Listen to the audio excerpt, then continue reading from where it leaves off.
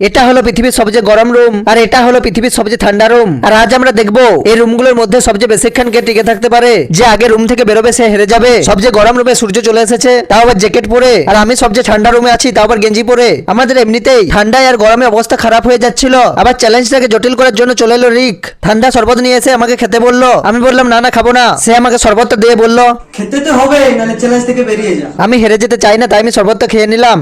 এবার সূর্যকে দিল গরম চা। না না না আমি খাবো না। ওই গরম চাটা খা, নাহলে চ্যালেঞ্জ থেকে বেরিয়ে যা। আর দেখো সূর্য চাটা খেয়ে নিল। গাইজ অনেক ঠান্ডা লাগছে। আর দেখো ওইদিকে সূর্যের অবস্থা, ও গরমের চোটে বেরিয়ে গেলে ভালো হতো, কিন্তু কেউ হেরে যেতে রাজি নয়। এবার রিক শুরু করলো একের পর এক পাগলামি। সূর্যের জন্য নিয়ে এলো গরম ম্যাগি, আর জিতার জন্য দেখো সূর্য তাও খেয়ে নিল।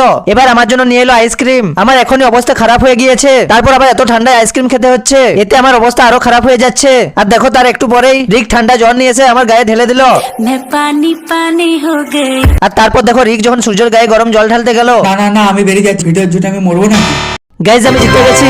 সাবস্ক্রাইব নাও, বাই বাই।